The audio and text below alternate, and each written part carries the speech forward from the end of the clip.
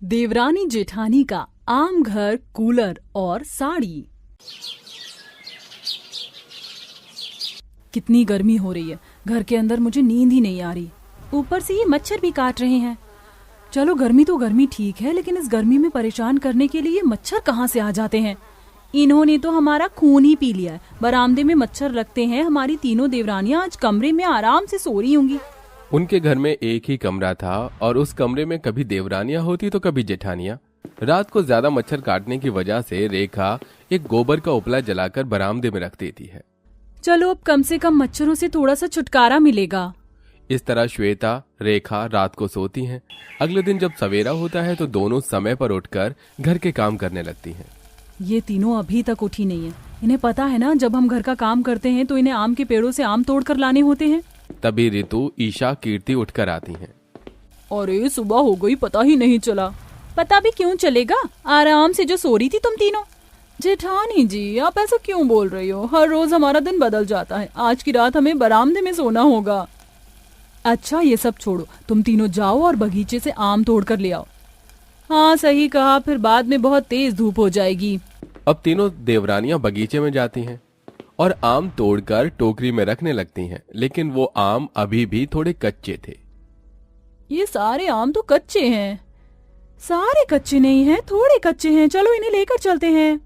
तीनों देवरानियां आम की टोकरियां भरकर घर ले आती हैं, जिसके बाद सूखी रोटी अचार के साथ बनाकर उनकी जेठानियों ने रखी होती है। कितनी जगह नौकरियों के लिए धक्के खाकर कहीं नौकरी नहीं मिल रही। अरे नौकरी का जैसे मानो अकाल पड़ गया हो।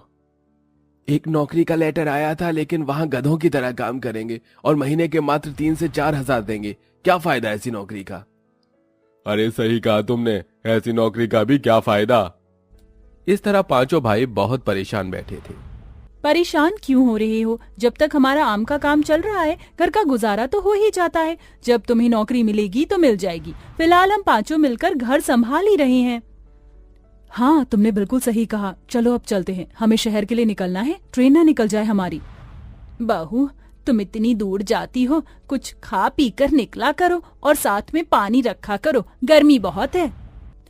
हाँ माँ जी, पानी की बोतल हम अपने साथ हमेशा रखते हैं। अब पांचों बहू आम की टोकरी लेकर रेलवे स्टेशन पहुंच जाती हैं, जहां वो ट्रेन में बैठकर शहर जाती हैं और वहां के कुछ लोगों को अपने आम बेचती हैं, लेकिन कच्चे आम की वजह से कुछ लेते हैं और कुछ नहीं लेते। अरे ये क्या, इतनी मेहनत के बाद भी कोई फायदा नहीं हुआ। इतनी दूर आए और हमारी 5 टोकरियों में से केवल 2 टोकरियां ही आमों की बिक पाई।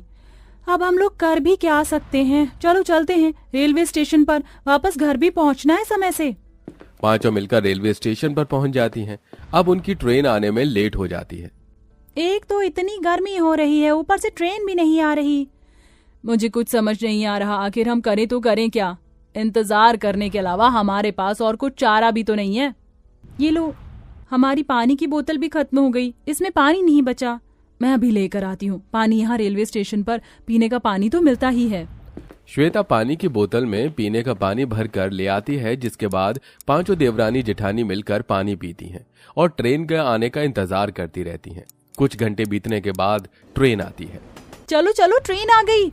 अच्छा हुआ ट्रेन आ गई, नहीं तो मुझे तो यही लगा था कि हम कल सुबह ही अपने घर पहुंच पाएंगे।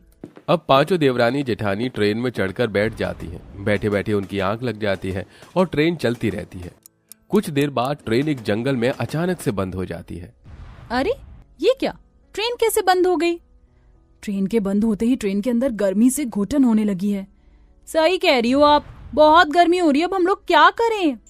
लगभग 1 घंटा हो जाता है, लेकिन ट्रेन के इंजन के खराब होने की वजह से सभी पैसेंजर्स को ट्रेन के अंदर ही इंतजार करना पड़ता है। बहुत देर हो गई है, चलो थोड़ी देर के लिए ट्रेन से बाहर उतरकर जंगल में हरी घासों के ऊपर ही बैठ जाते हैं। पांचों देवरानी जेठानी मिलकर जंगल में पेड़ के नीचे आकर बैठ जाती हैं, जहां हरी हरी घास होती है। बैठे बैठे रात में उनकी आंख लग जाती है और वो सो जाती हैं। थोड़ी देर में उन्हें वहां शेर के दहाड़ने की आवाज आती है। हे भगवान, ये तो शेर के दहाड़ने की आवाज है। मुझे तो डर लग रहा है, चलो यहाँ से चलते हैं। जैसे ही देवरानी जेठानियां वहां से उठकर जाने के लिए खड़ी होती हैं, उनके सामने एक बहुत बड़ा खतरनाक शेर आ जाता है, जो उन्हें देखकर घूरने लगता है। हे भगवान, आसमान से टपके खजूर में अटके, आज तो हमारे साथ वही हो रहा है। अब हम बचने नहीं वाले हैं। हे भगवान, कोई हमारी मदद करो। इस तरह वो पांचों अपनी मौत के इंतजार में खड़ी रह जाती हैं। घबराहट से उनके पसीने टपक रहे थे। तभी शेर उनके ऊपर हमला करने वाला होता है, लेकिन वहां एक मेंढक आता है जिसके सिर पर ताज जैसा कुछ बना होता है। उसके ताज से एक रोशनी निकलती है जो शेर के ऊपर पड़ती है और वो शेर वहीं बेहोश होकर गिर जाता है। चिंता मत करो, अब तुम्हें कोई नुकसान नहीं होगा, तुम पांचों सुरक्षित हो। जादू मेढक की बात करते हुए देख पांचों देवरानी जेठानी हैरान रह जाती हैं। यकीन नहीं हो पा रहा, एक मेंढक जिसके सर पर ताज है वो बात भी कर सकता है। क्योंकि मैं कोई मामूली मेढक नहीं हूँ, एक जादुई वरदानी मेढक हूँ जिसे इस जंगल की सुरक्षा के लिए बनाया गया है। मैं यहाँ आते जाते लोगों की मदद भी करता हूँ और तुम पांचों की शक्ल देखकर ये प्रभावित हो रहा है कि तुम पांचों परेशानी में हो। मेढक के ये कहने पर पांचों देवरानी जेठानी उसे अपनी परेशानियां बताती हैं। लो कर लो बात, बस इतनी सी परेशानी। रुको मैं तुम्हारी मदद करता हूँ। ये आम की टोकरियां तुम्हारी हैं? हाँ, ये हमारी है। अब मात्र यही एक हमारा सहारा है घर चलाने का। रेखा के इतना बोलते ही मेढक के ताज से फिर से एक और रोशनी निकलती है और वो आम के ऊपर पड़ती है। आज से तुम्हें कोई परेशान नहीं करेगा, न तुम परेशान होगी। जब भी तुम्हें किसी चीज की जरूरत हो तो तुम अपने नाम में से कोई एक आम उठाकर उससे वो ही मांग लेना जो तुम्हें चाहिए होगा। इससे तुम जो कुछ मांगोगी वो हकीकत में बन जाएगा। चलो अब मैं चलता हूँ, मेरे जाने का समय हो गया है। मेढक इतना कहकर वहां से चला जाता है, जिसके बाद पांचों देवरानी जेठानी आम की टोकरियां उठाकर घर ले आती हैं। उनके घर मौजूद न होने के समय आंधी और तूफान आया हुआ था और जिससे उनके घर की छत भी उड़ चुकी थी। ये सब क्या हो गया? अरे क्या बताए बहू, परेशानियों का अकाल टूट पड़ा है। कल तूफान आने की वजह से छत उड़ गई। ये सब परेशानियां देखकर पांचों की आंखों में आंसू आ जाते हैं। तभी रेखा एक आम उठाकर कहती है, अगर सच में ये आम जादुई है और ये हमारी मदद कर सकता है तो मैं चाहती हूँ कि ये आम एक घर में बदल जाए। रेखा के इतना कहते ही आम हवा में उड़ते उड़ते विशाल आम के घर में परिवर्तित हो जाता है। मुझे तो बहुत डर लग रहा है, ये सब क्या हो रहा है?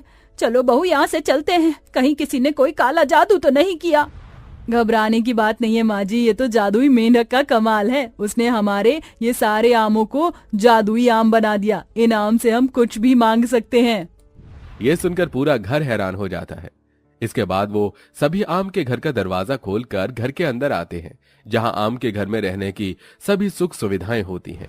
आम का घर तो अच्छा है, लेकिन यहाँ बहुत ज्यादा गर्मी है। ईशा के इतना कहने के बाद एक आम उठाकर ईशा कहती है, ए जादुई आम, हमारा ये आम एक कूलर में बदल जाए। ईशा के इतना कहते ही देखते वो आम एक कूलर में बदल जाता है, जिसके अंदर से ठंडी ठंडी हवा आ रही होती है और पूरा घर देखते ही देखते ठंडा हो जाता है। अरे वाह, जादुई आम के घर के अंदर आम का कूलर भी। अगर ये आम हर ख्वाहिश पूरी कर सकता है तो क्या ये आम हम सभी को साड़ियाँ भी दे सकता है?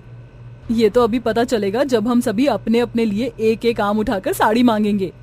वो सभी अपने हाथों में एक एक आम उठा लेती हैं, जिसके बाद वो कहती हैं, ए मेरे जादुई आम, हम सभी बहुत गरीब हैं, हमारे पास एक साड़ी तक नहीं है। तुम हमारी आम की साड़ी ही बन जाओ जो कहीं से फटी ना हो। सभी के इतना कहते ही आम उनकी साड़ी बन जाता है, जो बहुत सुंदर और एकदम साफ सुथरी, कहीं से फटी तक नहीं होती। मैंने तो ऐसा कभी सोचा भी नहीं था। इन जादुई आम ने तो हमारी सारी परेशानियां ही दूर कर दी। इस तरह उनकी गर्मी में सारी परेशानियां दूर हो जाती हैं और पांचों देवरानी जेठानी खुशी खुशी अपने आम के घर और कूलर में सुकून से रहने लगती हैं। उनके पतियों का भी कहीं ठिकाना लग जाता है, जिसकी वजह से घर की सारी दिक्कतें खत्म हो जाती हैं।